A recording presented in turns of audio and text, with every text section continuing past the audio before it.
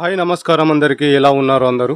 మీరందరూ బాగుండాలని కోరుకుంటూ ఒక డిస్టర్బెన్స్ తర్వాత మళ్ళీ మీ ముందుకు వచ్చాను. Welcome back to my channel. మీరందరూ నా స్టోరీస్ని ఆదరిస్తున్నందుకు పేరు పేరున కృతజ్ఞతలు.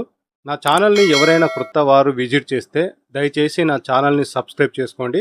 అలాగే ఈ వీడియోకి ఒక లైక్ ఇచ్చి నాకు సపోర్ట్ చేస్తారని ఆశిస్తున్నాను. నేను లాస్ట్ వీడియోని 20 డేస్ బ్యాక్ పోస్ట్ చేశాను. మళ్ళీ 20 డేస్ తర్వాత మళ్ళీ వీడియోస్తో కంటిన్యూ చేస్తున్నాను. దానికి గల కారణం నేను కమ్యూనిటీలో పోస్ట్ చేశాను. ఈ నెల 7th నాడు నా యంగ్ బ్రదర్ బైక్ యాక్సిడెంట్లో చనిపోవడం జరిగింది. దాంతో చాలా డిస్టర్బ్ అయ్యాను. వాడి లేని లోటు నాకు ఎవరు పూడ్చలేనిది. వాడి ఆత్మకు శాంతి కలగాలని కోరుకుంటున్నాను. అలాగే బైక్పై వెళ్ళేటప్పుడు జాగ్రత్తగా డ్రైవ్ చేయండి. ఎందుకంటే ఎవరికైనా ఏదైనా జరగరానిది జరిగితే మీ మీద ఆధారపడ్డ మీ కుటుంబం చాలా బాధపడవలసి వస్తుంది. మీరు బైక్ డ్రైవ్ చేస్తున్నప్పుడు జాగ్రత్తగా నడుపుతారని ఆశిస్తూ ఇక స్టోరీలోకి వెళ్దామా. ఈ వెంకటపురం బంగ్లా ఇది సెకండ్ పార్ట్. ఇది కంటిన్యూ చేసే ముందు ఫస్ట్ పార్ట్ గురించి కొంచెం ఎక్స్ప్లెయిన్ చేస్తాను. వినయ్ తన ఫ్రెండ్ కోసం అని రాత్రి టైంలో ట్రైన్ దిగి అక్కడ ఆటో లేకపోతే బై వాక్ చేసుకుంటూ వెళ్తాడు. బై మిస్టేక్ అతడు వెళ్ళవలసిన దారి కంటే వెంకటపురం వైపు వెళ్తాడు. అక్కడ ఒక బంగ్లా కనబడుతుంది. ఆ బంగ్లాలోకి వెళ్ళిన తర్వాత అతనికి వినిత అనే ఒక అమ్మాయి పరిచయం అవుతుంది. ఆ వినిత వాళ్ళ బంగ్లాకి వెళ్తాడు. సో అక్కడ జరిగిన పరిణామాలు అనేది ఎలా ఉంటుందనేది ఇప్పుడు సెకండ్ పార్ట్ లో కంటిన్యూ చేస్తాను. వినయ్ వినిత కోసం చుట్టూ చూస్తూ ముందుకు తిరుగుతాడు. ఒక వికృతమైన ఆకారం ఆ అద్దంలో కనిపిస్తుంది. అంతే, ఒక్కసారిగా భయంతో బిగుసుకుపోతాడు. వినయ్ ఆ ఆకారాన్ని చూసి భయంతో పరిగెత్తుకొని బయటికి వస్తాడు. వినయ్ వెనకాల చూస్తూ పరిగెడుతూ ముందు వస్తున్న వినీతని చూడకుండా గుద్దేస్తాడు. అప్పుడు వినీత, ఏ వినయ్, ఏమైంది నీకు, అలా గుద్దేశావు అని అనగానే వినయ్ భయంగా, వినీత అక్కడ ఆ రూమ్లో దెయ్యం అనగానే వినయ్ కంగారు చూసి, ఏమైంది వినయ్, ఏముంది అక్కడ అని అంటుంది. వినయ్ వెనక వైపు తిరిగి చూస్తూ ఆ రూమ్లో దయ్యం ఉంది అని చెప్తాడు. దానికి వినీత గట్టిగా నవ్వుతూ, వాట్, దయ్యమా, ఎక్కడుంది దయ్యం అని అడుగుతుంది. వినయ్ భయంగా, హే నవ్వద్దు, నేను నిజమే చెప్తున్నా, ఆ రూమ్లో దయ్యం ఉంది. ఏది, ఎక్కడుంది దయ్యం అని వినీత ఆశ్చర్యంగా అంటుంటే వినయ్ చేతితో చూపిస్తూ, అదిగో ఆ రూమ్లో ఉంది అని భయంగా చూపిస్తాడు. వినీత, సరే పద వెళ్ళి చూద్దాం అంటుంది. హే నీకేమన్నా పిచ్చా, అక్కడ దయ్యం ఉంది అంటే అక్కడికి వెళ్ళి చూద్దాం అంటున్నావు, నేను రాను అని వినయ్ చెప్తాడు. అబ్బా వినయ్ భయపడకు, అక్కడ ఏముందో చూస్తేనే కదా అది దయ్యమా ఇంకేదన్నా అని తెలిసేది అని వినీత ధైర్యం చెబుతుంది వినయ్కి. వద్దు, అక్కడికి వెళ్ళొద్దు, ఖచ్చితంగా అది దయ్యం అయి ఉంటుంది. ముందు మనం ఇక్కడి నుండి వెళ్ళిపోదాం, లేకపోతే ఆ దయ్యం మనల్ని చంపేస్తుంది, పద అని వినీతని లాక్కెళ్తాడు వినయ్. వినయ్ నేను చెప్పేది విను అని వినీత అంటుండగానే వినయ్ అదేమి వినకుండా, నేను ఏమి వినను, ఫస్ట్ ఇక్కడి నుండి మనం వెళ్దాం పద అని వినీతను లాక్కెళ్తాడు. వినీత ఎంత చెబుతున్నా వినయ్ వినయకుండా లాక్కెళ్తూ ఉంటాడు. వినీతకి కోపం వచ్చి వినయ్ చేతిని విసిరిగొడుతుంది. హే నీకేమన్నా పిచ్చా, బతకాలని ఆశ లేదా, పద ఇక్కడి నుండి అని వినయ్ అనగానే వినీత కలగజేసుకొని, హే నేను చెప్పేది వినవా, ఎక్కడికి లాక్కెళ్తున్నావు, నువ్వు దేన్ని చూసి ఏమనుకున్నావో, అసలు ఇది మా ఇల్లు, మా ఇంట్లో ఏముంటుందో నాకు తెలీదా అని సమాధానం చెబుతుంది. అది విన్న వినయ్, అది కాదు వినీత, అక్కడ ఆ రూమ్లో దయ్యం ఉంది, నేను నా 2 కళ్ళతో దాన్ని చూశాను, నన్ను నమ్ము ప్లీజ్, ఇక్కడి నుండి వెళ్ళిపోదాం రా వినీత అని వినయ్ ఎంత మొత్తుకున్నా కూడా వినయ్, అలాంటివి ఏమీ మా ఇంట్లో లేవు, ఒక పని చేద్దాం, ఇద్దరం కలిసి ఆ రూమ్లోకి వెళ్ళి చూద్దాం, అక్కడ నువ్వన్నట్లు దయ్యం ఉంటే ఇద్దరం ఇక్కడి నుండి వెళ్ళిపోదాం, సరేనా అని వినీత చెప్పగానే భయంగానే సరే అంటాడు వినయ్. వినీత వినయ్ని తీసుకొని ఆ గది వైపు వెళ్తుంది. వినయ్ భయపడుతూనే వినీత వెనకాల వెళ్తాడు. ఇద్దరు ఆ గదిలోకి వెళ్తారు. ఎక్కడ వినయ్, నువ్వు చూసిన దయ్యం అని వినీత అడుగుతుంది. వినయ్ భయపడుతూనే అద్దంలోకి చూస్తాడు. మళ్ళీ ఆ వికృత రూపం కనిపించడంతో భయంతో వణికిపోతూ వినీత వెనకాల దాక్కుంటాడు. అదిగో వినీత, ఆ అద్దంలో కనిపిస్తుంది చూడు అని చూపిస్తాడు వినయ్. అదేనా నువ్వు చెప్పిన దయ్యం అని వినీత అడగగానే వినయ్కి భయంతో కళ్ళల్లో నీళ్లు కూడా వచ్చేశాయి. ప్లీజ్ వినీత, త్వరగా వెళ్ళిపోదాం రా, లేకుంటే ఆ దయ్యం మనిద్దరిని చంపేస్తుంది అని చెప్పగానే వినీత దాన్ని చూసి రూమ్ బయటకు వెళ్ళి అక్కడ గోడకు ఉన్న పెయింటింగ్ తీసుకొని వస్తుంది. వినయ్ ఒకసారి ఇలా చూడు అని చెప్పగానే వినయ్ భయంగానే చూస్తాడు. అద్దంలో ఆ పెయింటింగ్ చూసి గట్టిగా అరుస్తాడు. వినీత నీ చేతిలో దయ్యం అని వణికిపోతూ చెప్తాడు. దానికి వినీత, అయ్యో వినయ్, ఇది దయ్యం కాదు, పెయింటింగ్, ఒకసారి బాగా చూడు. వినయ్ భయంగానే కళ్ళు తెరిచి వినీత చేతి వైపు చూస్తాడు. అతనిలో భయం తగ్గి, అవును ఇది పెయింటింగే. దానికి వినీత, అదే కదా నేను చెప్పేది అనగానే వినయ్ ఆశ్చర్యంగా, అవును ఈ పెయింటింగ్ ఆ అద్దంలో ఎందుకు అంత పెద్దగా కనిపించింది అని అడగగా వినీత, కరెక్ట్గా అడిగావు, ఈ మాయా అద్దాల ప్రపంచంలో ఒక్కొక్క అద్దానికి ఒక్కొక్క ప్రత్యేకత ఉంది. ఈ మధ్య అద్దంలో చూస్తే దూరంగా ఉన్నవి కూడా పక్కనే ఉన్నట్టు కనిపిస్తుంది. ఇంకో అద్దంలో దగ్గరగా ఉండేవి కూడా దూరంగా కనిపిస్తాయి. అలా ఇక్కడున్న ప్రతి అద్దానికి ఒక ప్రత్యేకత ఉంది. ఈ మధ్య అద్దానికి నేరుగా ఉన్న ఈ పెయింటింగ్ను మీరు ఈ అద్దంలో చూసి దయ్యం అని భయపడ్డారు అంతే. దానికి వినయ్, అమ్మో అమ్మో, ఎన్ని తెలివితేటలు మీ పూర్వీకులకి, ఎంత తెలివిగా కట్టారు ఈ రూమ్ని. ఎవడన్నా పొరపాటున ఈ రూమ్కి వస్తే వాడు ఇక చచ్చినట్టే. మీకు మీ పూర్వీకులకు పెద్ద దండం తల్లి. వినయ్ మాటలకి పగలబడి నవ్వుతుంది వినీత. నవ్వద్దు, అసలే నాకు ఇదంతా చూసి కాలుతుంది. ఇంకా నువ్వు నవ్వి నాకు కాలించకు అని కోపంతో చెప్తాడు వినయ్. వినీత నవ్వాపుకొని, సారీ వినయ్, ఇక వెళ్దామా అంటుంది. పద తల్లి, ఇంకా ఈ మాయా అద్దాల ప్రపంచంలో ఉండి ఏమేమి చూసి భయపడతానో నాకే తెలియదు అని ఇద్దరు అక్కడి నుండి బయటికి వస్తారు. వినయ్ రూమ్ నుంచి బయటికి వెళ్తూ ఆగి మళ్ళీ ఒకసారి ఆ గది వైపు చూస్తాడు. వినయ్ ఆగి చూడడం చూసిన వినీత, ఏంటి సార్ ఇక్కడే ఉండిపోతారా? వెళ్ళండి, మీకు అద్దాల ప్రపంచం బాగా నచ్చినట్టు ఉంది, ఈ నైట్ ఇక్కడే ఉండండి అంటుంది. అమ్మా తల్లి, అంత సాహసం నేను చేయలేను, పదా వెళ్దాం అని బయటికి వెళ్ళిపోతారు. ఇద్దరు వెళ్ళిన తర్వాత ఆ మాయా అద్దాల ప్రపంచం రూమ్ తలుపు దానంతట అదే తెరుచుకుంటుంది. ఆ అద్దంలో వినయ్ చూసిన వికృత రూపం భయంకరంగా నవ్వుతుంటుంది. ఇద్దరు హాల్లోకి వచ్చి కూర్చుంటారు. వినీతకి వినయ్ని చూస్తే నవ్వొస్తుంటుంది. కష్టంగా నవ్వాపుకుంటూ ఉంటుంది. వినీత నవ్వాపుకోవడం చూసి, ఎందుకు నవ్వు ఆపుకునేది, నవ్వేయండి అని మూతి ముడుచుకొని చెబుతాడు వినయ్. వినీత ఒక్కసారిగా గట్టిగా నవ్వుతుంది. నవ్వుతూ, సారీ వినయ్, నువ్వు అలా మూతి ముడుచుకుంటే నాకు నవ్వాగలేదు. పర్వాలేదులేండి. అవును, ఇంతకుముందు మనం అద్దాల ప్రపంచంలోకి వెళ్ళినప్పుడు మీరు ఎక్కడికి వెళ్ళారు అని డౌట్గా భయంగా అడుగుతాడు వినయ్. దానికి వినీత నవ్వాపి, మీ డౌట్ నాకు అర్థమైంది. అప్పుడు పనమ్మాయి పిలిస్తే వెళ్ళాను. నేను వచ్చేసరికి మీరు భయపడుతూ పరిగెడుతూ వస్తూ ఉన్నారు. దానికి వినయ్, అవునా, మరి నాకేం వినిపించలేదే. మీరు అద్దాల ప్రపంచంని చూసిన ఆనందంలో ఏమీ వినిపించినట్టు లేదు అని అంటుంది వినీత. ఓ అలాగంటారా, అలాగ అయి ఉంటుందిలేండి. మామూలుగా ఉందా మీ అద్దాల ప్రపంచం? దిమ్మ తిరిగిపోయింది నాకు. వినయ్ బయటికి చూస్తాడు. ఇంకా ఉరుములు మెరుపులతో వర్షం బలంగా పడుతూ ఉంది. ఇదేందిరా అయ్యా, ఈ వర్షం తగ్గేలా లేదు. ఇప్పుడు నేను ఎలా వెళ్ళేది? అవతల నా ఫ్రెండ్స్ నా కోసం వెయిట్ చేస్తూ ఉంటారు అని మెల్లగా అనుకుంటాడు. ఎందుకండి కంగారు, వర్షం తగ్గాక నెమ్మదిగా మార్నింగ్ వెళ్దురు గాని అని అంటుంది వినీత. మార్నింగ్ అయినా ఈ వర్షం తగ్గేలా లేదండి, నాకైతే నమ్మకం లేదు ఈ వర్షం తగ్గుతుంది అని అంటాడు వినయ్. అవును, మీ గురించి నాకేమి చెప్పలేదు, మీ గురించి చెప్తారా అని అంటుంది వినీత. దానికి వినయ్, నా గురించి చెప్పడానికి పెద్దగా ఏమీ లేదండి. మాది గుంటూరు దగ్గర చిన్న పల్లెటూరు. నాన్న మా ఊరి సర్పంచ్. అమ్మకి వంట పని, ఇంటి పని, పూజలు, పురస్కారాలు.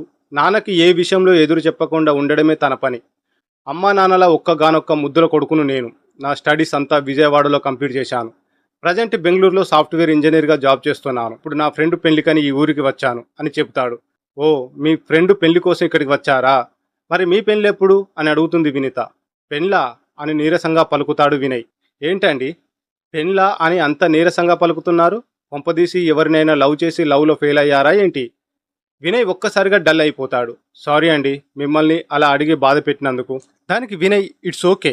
నా చిన్నప్పుడు మా ఊర్లోనే ఉండేది మిస్టీ, చాలా అందంగా ఉండేది. ఎప్పుడు తనతోనే ఆడుకునేవాడిని. తనంటే నాకు చాలా ఇష్టం.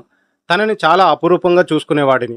ఆ వయసులో మాకు ప్రేమ ఏమి తెలిసేది కాదు. కొన్ని రోజుల తర్వాత వాళ్ళ నాన్నకి ట్రాన్స్ఫర్ అవ్వడంతో వేరే ఊరికి వెళ్ళిపోయారు. ఆ తర్వాత ఎప్పుడు నేను మిస్టీని చూడలేదు. కొన్ని రోజుల వరకు మిస్టీని తలుచుకొని బాధపడేవాడిని. నేను ఇంజనీరింగ్లో ఉన్నప్పుడు మా క్లాస్ జ్వాలను ప్రేమించాను. తను నన్ను ప్రేమించింది. ఇద్దరం బాగానే ఉన్నాం. ఇంజనీరింగ్ ఫైనల్ ఇయర్లో తెలిసింది నన్ను జ్వాల ప్రేమించలేదు అని, ప్రేమించినట్టు నాటకం ఆడిందని. అక్కడితో నా మనసు ముక్కలైపోయింది. ఇంజనీరింగ్ పూర్తయిన తర్వాత ప్లేస్మెంట్లో జాబ్ వచ్చింది. బెంగళూరుకి వచ్చేశాను. అప్పటి నుండి ప్రేమ పెళ్లి అనే ఆలోచన చేయలేదు. కానీ ప్రేమ అంటే మాత్రం ఇప్పటికీ నాకు గుర్తొచ్చేది మాత్రం మిస్టీనే. చిన్నప్పటి నుంచి తన కళ్ళు, నవ్వు అన్నీ ఇప్పటికీ నేను మర్చిపోలేను. చిన్నతనంలో అయినా మొదటి ప్రేమ కదా, గుండెలో అలాగే ఉండిపోయింది. కానీ జ్వాల గుర్తొస్తే మాత్రం కోపం, అసహ్యం, బాధ అన్నీ వస్తాయి. బాధపడకండి, మీరు కోల్పోయిన ప్రేమ మీకు త్వరలోనే దొరకవచ్చు అని వినయ్ చెయ్యి నొక్కి చెబుతుంది వినీత. అప్పుడు వినయ్ వినీత కళ్ళలోకి చూస్తూ ఉంటాడు. నా గురించి చెప్పాను కదా, ఇక మీ గురించి చెప్పండి వినీత గారు అంటాడు వినయ్. దానికి వినీత, నా గురించా? అమ్మా నాన్నకి నేనొక్కదాన్నే కూతురుని. పుట్టడమే రాజుల కుటుంబంలో పుట్టాను.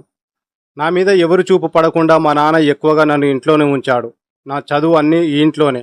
ఒక రకంగా నేను పంజరంలో పక్షిని. అంటే ఇంతవరకు మీరు బయట ప్రపంచాన్ని చూడలేదా అంటాడు వినయ్. ఎందుకు చూడలేదు? చూశాను. నాన్న బిజినెస్ పని మీద వేరే ఊర్లకు వెళ్ళినప్పుడు అప్పుడప్పుడు నన్ను అమ్మని తీసుకొని వెళ్తాడు. బయట ప్రపంచం చూడడమే గానీ ఆ ప్రపంచంలో ఎప్పుడూ విహరించలేదు. సారీ వినీత గారు, మీ గురించి అడిగి మిమ్మల్ని బాధ పెట్టాను. అయ్యో, అలాంటిది ఏమీ లేదు. ఇంకా మీకు నేను ఎలా ఉన్నానో చెప్పడం వల్ల నాలోని బాధ కొంచెమైనా తగ్గింది అంటుంది వినీత. మీరేం బాధపడకండి. మీరు కోరుకున్నట్లే మీకు నచ్చినట్లుగా మీరు జీవిస్తారు. ఆ హోప్ నాకు లేదండి. నేను ప్రిన్సెస్ అని ఈ ఊరిలో ఉండే ఎవ్వరూ నా వైపు కన్నెత్తి కూడా చూడరు, మాట్లాడరు అంటుంది వినీత. అంటే మీతో మొదట మాట్లాడిన వ్యక్తిని నేనేనా అంటాడు వినయ్. వినీత చిన్న నవ్వు నవ్వి అవును, బయటి వాళ్ళలో నాతో మొదట మాట్లాడింది మీరే అంటుంది వినీత. ఓ, నన్ను పెళ్లి గురించి అడిగారు, మరి మీ పెళ్లి గురించి చెప్పరా? ఎప్పుడు మీ పెళ్లి ప్రిన్సెస్ అంటాడు వినయ్. వినీత చిన్నగా నవ్వి నా జీవితమే నాకు నచ్చినట్టుగా జీవించలేకున్నా ఇక పెళ్లి అది కూడా మా నాన్న ఇష్ట ప్రకారమే తలంచి తాలి కట్టించుకోవాలి అంటుంది వినీత. అదేంటండి, పెళ్లి అనేది మన మనసుకు నచ్చిన వాళ్ళని చేసుకుంటేనే సంతోషంగా ఉండగలుగుతాము. ఇలా అమ్మా నాన్న బలవంతం మీద పెళ్లి చేసుకుంటే ఎలా హ్యాపీగా ఉంటాము అంటాడు వినయ్. ఆ ఛాన్స్ నాకు లేదండి. మా నాన్న చెప్పిన అతన్నే నేను పెళ్లి చేసుకుని తీరాలి అంటుంది వినీత.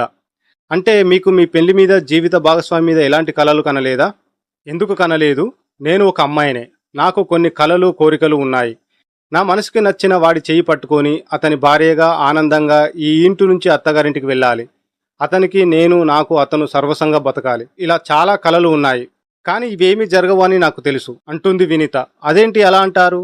మీరు కోరుకున్నట్లే వస్తాడేమో, అప్పుడు మీరు చాలా హ్యాపీగా ఉంటారు కదా అంటాడు వినయ్. ఏమీ మాట్లాడకుండా చిన్న స్మైల్ చేస్తుంది వినీత. బయట ఉరుములు మెరుపులు చాలా పెద్దగా వినిపిస్తూ ఉంటాయి. అమ్మో, ఈ రోజు ఏంటి మరి ఇంతలా ఉరుముతుంది అని భయంగా చెప్తాడు వినయ్. మీకు ఉరుములు మెరుపులు అంటే భయమా అని అడుగుతుంది వినీత. హా, ఎక్కువ. ఇలా ఉరుములు మెరుపులు వస్తే నాకు చాలా భయం. ఈ టైంలో ఇంట్లో ఉంటే అమ్మ చేయి గట్టిగా పట్టుకొని కూర్చుంటాను. అప్పుడు అమ్మ నాకు భయం తగ్గేలా నచ్చ చెప్తుంది.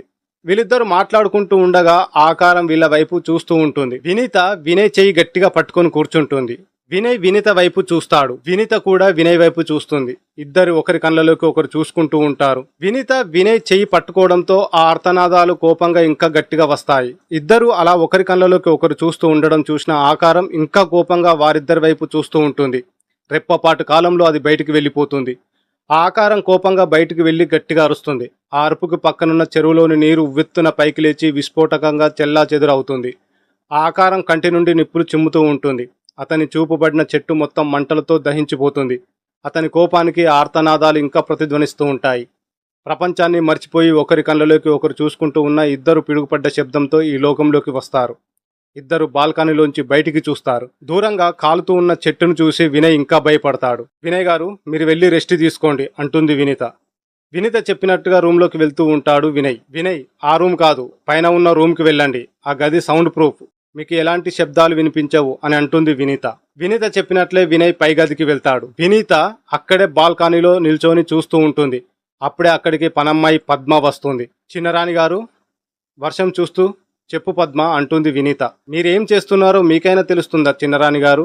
మీరే ఇలా చేస్తే మీకే ప్రమాదం అండి అంటుంది పనమ్మాయి పద్మ. అన్నీ నాకు తెలుసు, తెలిసే ఇలా చేస్తున్నాను అంటుంది వినీత. మీరు ఇలా చేయడం వల్ల వాళ్ళకి చాలా కోపం వచ్చింది. ఈ కోపం ఎంతటి దారుణానికి దారితీస్తుందో చిన్నరాణి గారు అని అంటుంది పనమ్మాయి. నేను ఉన్నానుగా, నేను అన్నీ చూసుకుంటాను అంటుంది వినీత. మనమెవరమో తెలిసి కూడా ఎందుకు ఇలా చేస్తున్నారు? వాళ్ళకి ఎదిరించడం వల్ల అతనికే కాదు మనకే కూడా ప్రమాదమే అంటుంది పనమ్మాయి. ప్రమాదం ఏదైనా సరే దాన్ని ఎదుర్కోవడానికి నేను సిద్ధంగా ఉన్నాను అని అంటుంది వినీత. వినీత అక్కడి నుండి తన గదిలోకి వెళ్తుంది. వినీత గదిలోకి రావడంతో ఆకారం వినీత గొంతు పట్టుకొని గోడ కానిస్తుంది. ఆ ఆకారం కోపంగా నేను ఏం చెప్పాను, నువ్వేం చేస్తున్నావు అని అంటుంది. ఆకారం నుంచి విడిపించుకోవాలని చూస్తుంది వినీత. ఎందుకు నీలో ఆశలు పెంచుకుంటున్నావు? నీకు తెలుసుగా నా గురించి. నా నుంచి తప్పించుకోవడం అంత సులువు కాదు. కోపంగా పక్కకు విసిరేస్తుంది ఆకారం. వినీత పక్కనున్న కబోర్డు మీద పడిపోతుంది. ఆ ఆకారం కోపంగా వినీత జుట్టు పట్టుకొని పైకి లేపుతుంది. నువ్వు నాదానివి, ఎప్పటికీ నాదానివే. అయినా నువ్వెవరో మర్చిపోయావా? అప్పుడే నువ్వొక భయంకరమైన రాక్షసివి. ఈ రాక్షసి హృదయంలో ఎప్పుడు ఈ రానానే ఉండాలి.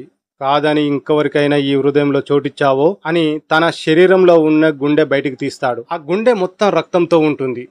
ఇలా వాడి గుండె కూడా బయటికి తీసేస్తాను అని వినీతను పక్కకు నెట్టేస్తాడు. నువ్వు ఎంత కాపాడాలి అని చూసినా వాడిని మాత్రం వదలను. వాడిని చంపి వాడి మాంసాన్ని తింటాను. నువ్వు చంపుతావా లేక నన్ను చంపమంటావా? నేను చంపితే ఆ చావు ఎలా ఉంటుందో నీకు తెలుసు కదా. వినీత ఒక్కసారిగా తన నిజ రూపంకి వస్తుంది. ఏడుస్తూ, రానా, అతను ఏమి చేయొద్దు, అతను అమాయకుల్లా ఉన్నాడు, ప్లీజ్ అతని ఏమి చేయొద్దు రానా అని వేడుకుంటుంది వినీత. నువ్వు ఎంత ప్రాధేయపడినా వాడిని మాత్రం వదిలేదే లేదు. ప్లీజ్ రానా, అతన్ని వదిలేయి. వాడిని వదిలేస్తే మరి నా ఆకలి ఎలా తీర్చుకునేది? నువ్వు వాడిని చంపుతావా లేక నన్నే వెళ్ళి చంపి వాడిని తినమంటావా అని గట్టిగా అడుగుతాడు రానా. రానా మాటలకి భయపడిన వినీత వద్దు, నేనే అతన్ని చంపుతాను అంటుంది. రానా వికృతంగా నవ్వి గుడ్ డిసిజన్, వెళ్ళి వాడిని చంపి వాడి మాంసాన్ని తీసుకొని రా, అసలే నాకు చాలా ఆకలిగా ఉంది. సరే తీసుకొస్తాను, కానీ అతన్ని చంపడానికి నాకు కొంత టైం పడుతుంది అని అంటుంది వినీత. తీసుకో, నీకు 2 గంటల సమయం ఇస్తున్నాను. ఈ 2 గంటల తర్వాత నువ్వు వాడి మాంసాన్ని తీసుకొని రాకపోతే నేనే వాడిని చంపి తింటాను అని అక్కడి నుండి మాయమవుతాడు రానా. వినీత రానా వెళ్ళిన తర్వాత ఒక మూల కూర్చొని ఏడుస్తూ ఉంటుంది. కాసేపటికి గట్టిగా అరుస్తుంది. వినీత అరుపులకి ఆ రూమ్లో ఉండే లైట్ వస్తువులు అన్నీ పగిలిపోతాయి. వినయ్ బెడ్ మీద పడుకొని ఆలోచిస్తూ ఉంటాడు. ఎంత అందంగా ఉంది వినీత. ఆ కళ్ళు అచ్చం కలువ పువ్వుల్లా ఉన్నాయి. తన పెదవుల మీద ఉన్న నవ్వు కళ్ళల్లో లేదు. వినయ్కి పదే పదే వినీత కళ్ళు తన నవ్వే గుర్తొస్తుంటుంది. వినయ్ పైకి లేచి, అరే వినయ్గా, ఏమైందిరా నీకు? ఇన్ని రోజులు బాగానే ఉన్నావు కదా, ఇప్పుడేమైంది నీకు అని కళ్ళు మూసుకుంటాడు. వినీత బాధగా తనతో చెప్పిన మాటలు గుర్తుకు వస్తాయి. వినీత మనసు అర్థం చేసుకోలేని వాడు వస్తే తన జీవితం పూర్తిగా అంధకారంలోకి వెళ్ళిపోతుంది. తను అనుకున్నట్లు ఫ్రీ బర్డ్ లాగా ఉండలేదు. తనకి చాలా టాలెంట్ ఉంది. తనని తాను నిరూపించుకోవాలి అనుకుంటుంది. కానీ తన కలలు నెరవేర్చేవాడు వస్తాడా? వినీత ఆనందంగా ఉండాలి అంటే ఖచ్చితంగా తనని అర్థం చేసుకున్న వాడై ఉండాలి. అలాంటి వాడు వస్తాడా? ఒక పని చేస్తే, నేనే వినీతను పెళ్లి చేసుకుంటే, నేనేంటి ఇలా ఆలోచిస్తున్నాను? తనెక్కడా నేనెక్కడా? తను ఒక ప్రిన్సెస్, నేను మామూలు సాధారణ వ్యక్తిని. అసలు ఇంటి బయట ఉండే అర్హత నాకు లేదు. అలాంటిది తనని పెళ్లి చేసుకొని ఈ ఇంటికి అల్లుడు కావాలి అని ఎలా అనుకున్నాను అని తనని తానే తిట్టుకుంటాడు. అంతలోనే బాధతో ఉన్న వినీత కళ్ళు కనిపిస్తాయి. లేదు, ఏదైతే అది. ఫస్ట్ వినీతకి విషయం చెప్తాను. తాను నన్ను ఇష్టపడితే అమ్మ నాన్నని తీసుకొని వచ్చి వాళ్ళ నాన్నని ఒప్పిస్తాను. లేకపోతే వినీత అంగీకారం తెలుసుకొని తనని తీసుకొని వెళ్ళిపోయినా సరే పెళ్లి చేసుకుంటాను. నాకు వినీత ఆనందం కావాలి. అయినా ఇంతలా నేను ఎందుకు ఆలోచిస్తున్నాను? వినీత ఆనందం కోసం ఇంతలా ఎందుకు నేను పరితపిస్తున్నాను? ఒకవేళ నేను వినీతను ప్రేమిస్తున్నానా? అలా అనుకోగానే తన హార్ట్ బీట్ చాలా ఫాస్ట్గా కొట్టుకుంటుంది. నా హార్ట్ ఏంటి ఇంతలా కొట్టుకుంటుంది? అంటే నేను వినీతను ప్రేమిస్తున్నానా అంటూ ఆనందంగా నేను వినీతను ప్రేమిస్తున్నాను అని అరుస్తాడు. వినయ్ మాటలకి ఆ ఆర్తనాదాలు ఇంకా కోపంగా అరుస్తూ ఉంటాయి. వినీత కళ్ళు మూసుకొని వినయ్ మనసులో మాటలు వింటుంది. వినీత కళ్ళల్లో నీళ్లు వస్తాయి. నా కోసం ఇంత ఆలోచిస్తున్నావా వినయ్? కేవలం నా ఆనందం కోసం. కానీ నీ ప్రేమ పొందేందుకు నాకు అర్హత లేదు. ఎన్ని జన్మలైనా ఈ రానా నన్ను వదలడు అని ఏడుస్తూ ఉంటుంది. వినీత మాటలు కూడా రానా వింటాడు. రానాకి చాలా కోపం వస్తుంది. రానా కోపంగా వినీత దగ్గరికి వెళ్తాడు. వినీత ఏడుస్తూ ఉండడం చూసి రానాకి ఇంకా కోపం వస్తుంది. ఏంటి ఏడుస్తున్నావు? నీకు నేను ఏం చెప్పాను, నువ్వు ఏం చేస్తున్నావు? ఏంటి, వాడిని ఇష్టపడుతున్నావా అని అంటాడు రానా. వినీత ఏం సమాధానం చెప్పకుండా అలాగే ఏడుస్తూ ఉంటుంది. రానాకి అర్థమయ్యి, అంటే నువ్వు కూడా వాడిని ఇష్టపడుతున్నావు? అయితే వాడి చావు నా చేతిలో కాదు, ఖచ్చితంగా నీ చేతిలోనే ఉంది. నువ్వే వాడిని చంపాలి. లేదా నా గురించి తెలుసు కదా, అసలే నాకు చాలా ఆకలిగా ఉంది.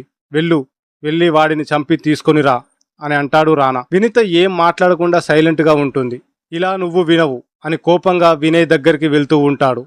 ఆగు అని వినిపిస్తుంది. రానా వెనక్కి తిరుగుతాడు. జుట్టు మొత్తం విరబోసుకొని ఉంటుంది వినీత. ఆగు, నేనే వెళ్ళి వాడిని చంపి వస్తాను అని కోపంగా చెప్పి అక్కడి నుండి వెళ్ళిపోతుంది. అప్పుడే అక్కడికి వచ్చిన పద్మ, అమ్మా మీరు ఏం చేస్తున్నారు? అతన్ని నిజంగానే చంపిస్తారా? అవును, తప్పదు పద్మ, అతన్ని చంపకపోతే ఏం జరుగుతుందో నీకు తెలుసుగా అని అంటుంది వినీత. మనం ఈ చావుల్ని ఆపలేమా అమ్మగారు అని అంటుంది పద్మ.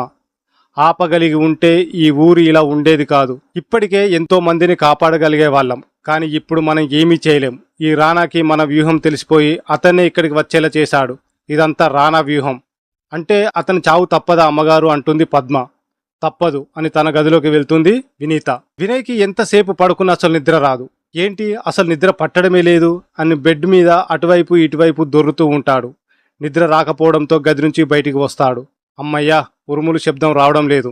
ఒకసారి మళ్ళీ ఇల్లు చూద్దాం అని ఇల్లు మొత్తం చూస్తూ ఉంటాడు. అద్దాల ప్రపంచం రూమ్ దగ్గరికి వస్తాడు. అమ్మో, ఈ టైంలో ఈ రూమ్లోకి అస్సలు వెళ్ళొద్దు అని వెనక్కి వెళ్తూ పక్కనున్న రూమ్ చూస్తాడు. ఆ రూమ్ దగ్గరికి వెళ్ళి, ఇదేం రూమ్ అబ్బా, వినీత నాకు చూపించలేదు అని ఆ రూమ్ వైపు చూస్తూ ఉంటాడు. అప్పుడే అటువైపుగా పద్మ వస్తుంది. వినయ్ను చూసి తన దగ్గరికి వెళ్తుంది. బాబుగారు అని అంటుంది పద్మ. రూమ్ వైపు చూస్తున్న వినయ్ పద్మ పిలుపుకి భయంతో అదిరిపడతాడు. తన వీపు తట్టుకొని, తూతూ ఏంటి పద్మ, సడన్ గా అలా పిలిచేసరికి భయపడి చచ్చాననుకో అని అంటాడు వినయ్. బాబు ఇక్కడేం చేస్తున్నారు మీరు అని అడుగుతుంది పద్మ. పద్మ ఇది ఏ రూమ్, ఈ రూమ్లో ఏముంది అని అడుగుతాడు వినయ్. బాబు ఈ రూమ్లో ఈ వంశస్థుల ఫొటోస్ ఉన్నాయి, అలాగే ఆ కాలంలో వాడిన ఆయుధాలు అన్నీ ఈ రూమ్లో భద్రపరిచారు అని చెబుతుంది పద్మ. అవునా పద్మ, ఒక్కసారి ఈ రూమ్ చూపించు, నేను రూమ్ చూస్తాను అని అంటాడు వినయ్. పద్మ ఆ రూమ్ ఓపెన్ చేసి వినయ్ని లోపలికి తీసుకొని వెళ్తుంది. వినయ్ ఆ రూమ్ మొత్తం ఆశ్చర్యంగా చూస్తూ ఉంటాడు. ఆ రూమ్లో ఒక పక్క పెద్ద పెద్ద కత్తులు, యుద్ధానికి వేసుకోవాల్సిన డ్రెస్సెస్ అన్నీ ఉంటాయి. వినయ్ అవన్నీ చూస్తూ ఉంటాడు. ఇంకోవైపు గోడ మీద రాజుల ఫొటోస్ అన్నీ ఉంటాయి. పద్మ ఆ రాజుల గురించి, వారి వీరత్వం గురించి చెబుతూ ఫోటో చూపిస్తూ ఉంటుంది. వినయ్ పద్మ చెప్పేదంతా వింటూ చూస్తూ ఉంటాడు. వినయ్ అన్ని ఫోటో చూస్తూ ఒక్క ఫోటో దగ్గర ఆగిపోతాడు. వినయ్ ఆ ఫోటోని తదేకంగా చూస్తూ ఉంటాడు. వినయ్ ఈ ఫోటో చూస్తూ ఉండడంతో ఏమైంది బాబు, ఆ ఫోటోని అలాగే చూస్తూ ఉన్నారు అని అడుగుతుంది పద్మ. పద్మ ఈ ఫోటోలోని వ్యక్తి ఎవరు అని అడుగుతాడు వినయ్. ఈయన విజయేంద్ర వర్మ గారు. అందరి రాజుల కంటే ఈ రాజుగారే చాలా గొప్పవారు. ప్రజలందరినీ తన పిల్లల్లాగే చూసుకునేవాడు. ఎవరికి ఏ కష్టం వచ్చినా ముందుండి ఆదుకునేవాడు. ఈ చుట్టుప్రక్కల ఊర్లని ఆయన పరిపాలనలో ఎలాంటి బాధలు లేకుండా ఆనందంగా జీవించేవారు. అది కాకుండా ఆయన పేరు గొప్పగా నిలిచిపోవడానికి కారణం ఆయనకి చాలా మంత్రశక్తులు ఉన్నాయంటూ, ఆయన చనిపోయాక కూడా అప్పుడప్పుడు ఈ వంశస్థులకి ఏదైనా సమస్య వచ్చి ఆయనను ప్రార్థిస్తే ఖచ్చితంగా ఆయన వచ్చి ఈ సమస్యకు పరిష్కారం చూపేవారట. అలా ఆయన చనిపోయినా కూడా ఈ ఊరి ప్రజలని, వంశస్థులని కష్ట సమయంలో కాపాడడానికి వచ్చేవారు. ఇదంతా ఆయనకి ఉన్న మంత్రశక్తి, దేవుని అనుగ్రహం వల్ల ఇలా చనిపోయినా కూడా రాగలుగుతున్నారు అని అందరికీ నమ్మకం అని చెబుతుంది పద్మ. వినయ్ ఆ ఫోటోను చూస్తూ పద్మ చెప్పింది వింటూ ఉంటాడు. వినిత పిలవడంతో పద్మ అక్క నుండి వెళ్ళిపోతుంది. వినయ్ ఆ రాజు ఫోటో చూస్తూ ఈయన ఎక్కడో చూశాను అని గుర్తు చేసుకుంటూ ఉంటాడు. కొద్దిసేపటికి ఆ ఫోటో క్షుణ్ణంగా పరిశీలించి చూడటం వల్ల తనకి అది ఎవరు ఫోటో గుర్తుకు వస్తుంది. ఆ ఫోటోలో ఉంది నాకు ఈ ఊరికి దారి చెప్పిన తాత కదా. వినయ్ ఆ ఫోటోలో ఉంది తాత అని అర్థమై అలాగే షాక్లో బిగుసుకుపోతాడు. సో ఇది ఫ్రెండ్స్ పార్ట్ 2. ఈ స్టోరీ మొత్తం విన్నారంటే ఈ స్టోరీ మీకు ఎంతో కొంత నచ్చే ఉంటుంది. సో ఫైనల్ పార్ట్లో మళ్ళీ కలుసుకుందాం.